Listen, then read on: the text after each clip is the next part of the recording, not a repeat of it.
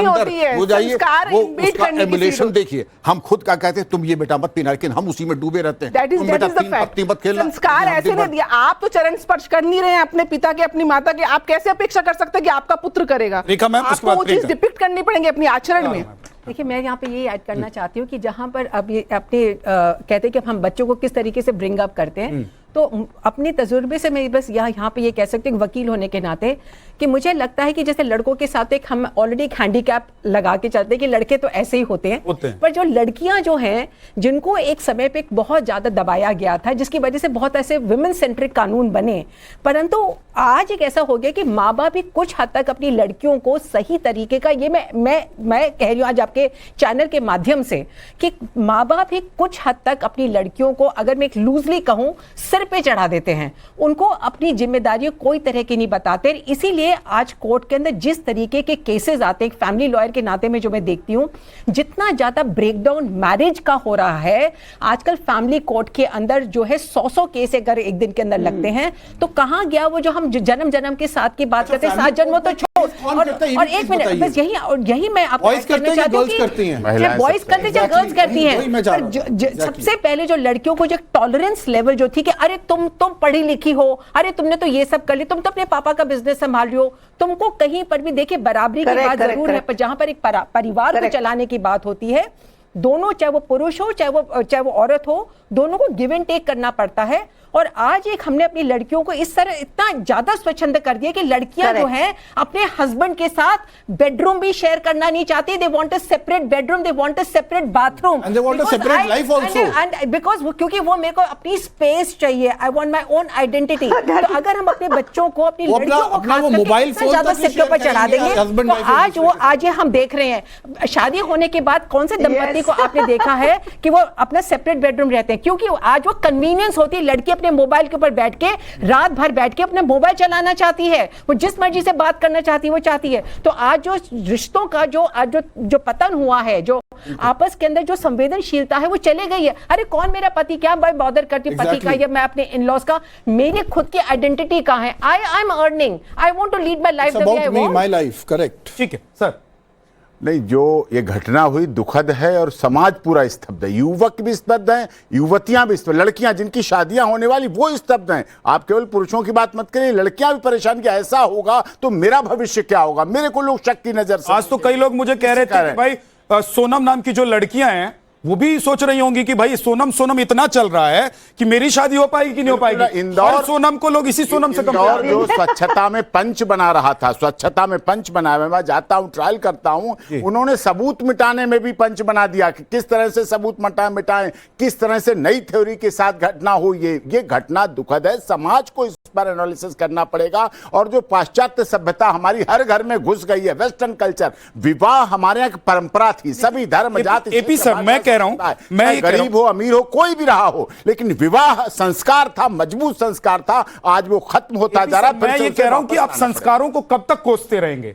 मैं फिर कह रहा हूं, कोई मां बाप नहीं चाहता कि वो अपने बच्चे को गलत संस्कार दे, वो कोशिश करता है कि जितना बढ़िया संस्कार नहीं रोक नहीं पा रहे हैं। क्या ये सिर्फ संस्कार की बात है? आज या बड़े होने के बाद, अभी आज की डेट में हमारे हाथ में जितने गैजेट्स हैं, हमारे घर में जितने गैजेट्स हैं, उन चीजों की वजह से हम अपनी दुनिया इतनी बड़ी कर चुके हैं।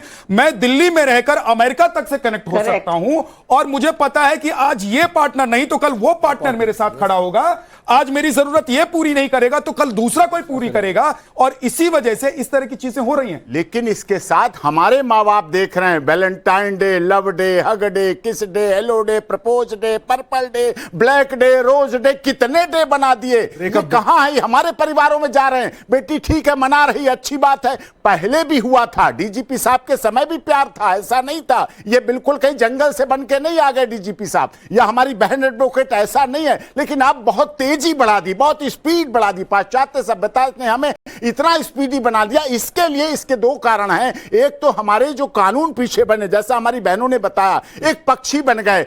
वुमेन डे मनाया जा रहा, क्या है इसमें? आप ये कह रहे हैं कि पुरुष प्रताड़ित संघ जैसी कोई व्यवस्था भी होनी चाहिए? हाँ, ये है। महिला आयोग है, महिला मंत्रालय है, महिला हेल्पलाइन है, महिला हेल्प डेस्क है, महिला थाना, महिला के लिए फास्ट ट्रैक कोर्ट, महिला के लिए सारी पुरुष तो पहले से अत्याचारी छुपा दी गई, महिला की आइडेंटिटी छुपा दी गई। पुरुष आयोग नहीं है, पुरुष हेल्पलाइन नहीं है, पुरुष तो पहले से अत्याचारी माना जाता है। कहां अत्याचारी है? अब तो मर रहा, मेरठ में मर गया, कनस्तर में बंद हो गया, आप अत्याचारी कहते हैं। सांप मार के सांप लपेट दिया गया, आप अत्याचारी कहते हैं। 1 घंटा 20 मिनट का लाइव देख के आर्टिफिशियल इंटेलिजेंस मर गया, 30 पेज का सुसाइड नोट देख के मर गया, आप कह रहे हैं अत्याचारी है, अभी भी अत्याचारी है। जब उसके 16 टुकड़े किए गए मेरठ में और सीमेंट बदरपुर और डाला गया उस पर, तब भी अत्याचारी। लंदन से आए, आप भी अत्याचारी है। कैसी बात आप कर रहे हैं? आप पुलिस प्रोटेक्शन को, पुरुषों को, जो मेंस को प्रोटेक्शन चाहिए, उन्हें जरूरत हो गई है। कोर्टों में हम देखते हैं, फैमिली कोर्ट में देखते हैं, 28 साल से लगातार देख रहे हैं। विगत 10-12 सालों में जो बाढ़ आई है, बाढ़ आ गई है इस तरह की। फैमिली कोर्ट दिल्ली सरकार 10 अभी और बढ़ा रही है,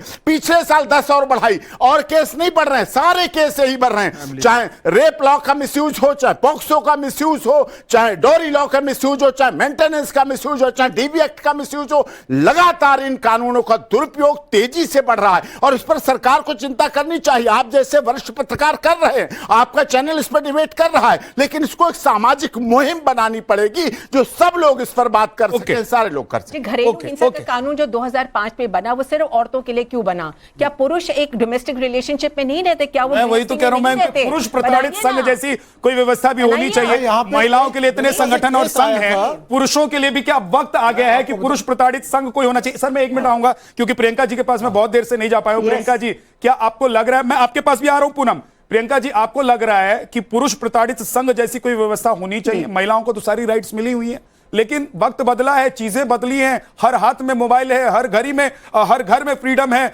हर व्यक्ति को फ्रीडम है, और इतनी फ्रीडम है कि वो कहां क्या क्या करे इस पर कोई नियंत्रण नहीं है किसी का।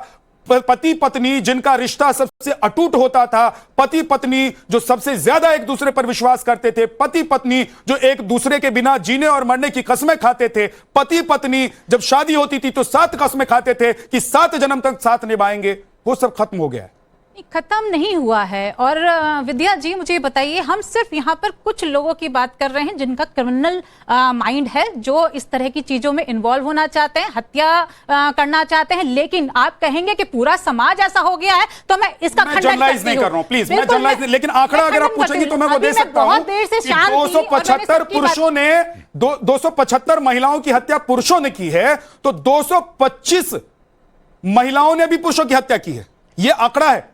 आंकड़े से ज्यादा इतने आंकड़े तो आते भी नहीं हैं। कितनी सारी हत्याएं दहेज प्रताड़ना में हो जाती हैं, बहुत सारे एसिड अटैक केसेस होते हैं, बलात्कार के केसेस होते हैं, और ये सारे कौन करते हैं? और जिन हत्याओं की आप बात कर रहे हैं, जिसमें आप महिलाओं को ब्लेम कर रहे हैं, उसमें पुरुष भी इन्वॉल्व है। प्रियंका जी आप बुरा मत मानिएगा, महिला के साथ पुरुष भी हैं, पुरुष अत्याचारी है, इस देश की मानसिकता है, ये देश मानकर चलता है, इसलिए महिलाओं को सारे। लेकिन जब आप लोग डिफेंड करती है ना इस तरह की घटना के बाद भी, आप लोग जब डिफेंड करती है ना, तो उन लड़कियों को, उन युवतियों को और उन महिलाओं को आप लोग पेड़ पर चढ़ा रही होती है, जो आगे चलकर इस तरह की जघन्य अपराधों को अंजाम दे जाती है। मैडम सारे पुरुष, मैं कल ही शादी में से आई हूँ, कोई पुरुष नहीं डर रहा है। हाँ, कुछ महिलाएं, अरे शादी के बाद डरेगा, हनीमून पर जाने से पहले डरेगा, लुटेरे दुल्हन के साथ हनीमून से जाने से डरेगा। अगर बीवी कहे कि हनीमून के सारे टिकट और प्लान्स मेरे हैं, तो डरेगा। शादियों में क्या महिलाओं के लिए अंदर व्यवस्था नहीं है? क्या पुलिस अरेस्ट नहीं करती है? क्या जेल के अंदर महिलाएं बंद नहीं है क्या, जो क्रिमिनल माइंड की महिलाएं हैं? क्या उनके लिए अपराध नहीं साबित होते हैं क्या? लेकिन बात ये आ जाती है कि महिलाएं आज कुछ केसेस आ गए तो आपने सारी महिलाओं को ब्लेम कर दिया है। ट्रांसफॉर्मेशन है मेजर। बच्चों को संस्कार जरूरी है। मैं कह रहा हूं 225 पुरुषों की हत्या हुई है महिलाओं के द्वारा, 275 महिलाओं की हत्या हुई है पुरुषों के द्वारा। 150 आंकड़ा है। अगर आप 50 अंतर देख रहे कर रहे हैं, मर रहे हैं, मैं ये मान रहा हूं कि वक्त बदल गया है और महिलाएं सशक्त हुई हैं, और चाहे वो फाइटर जेट चला रही हो, चाहे क्राइम की दुनिया में हो, हर जगह महिलाओं के कदम और उनकी हनक और धमक दिखाई दे रही है। मैं ये कह रहा हूं, लेकिन आप अगर इस तरीके से डिफेंड करती हैं प्रियंका जी, तो मैं कह रहा हूं उन लड़कियों, उन महिलाओं को आप लोग परिचय देती हैं जो लोग सोच रही हैं कि भाई हम कुछ भी कर सकते हैं।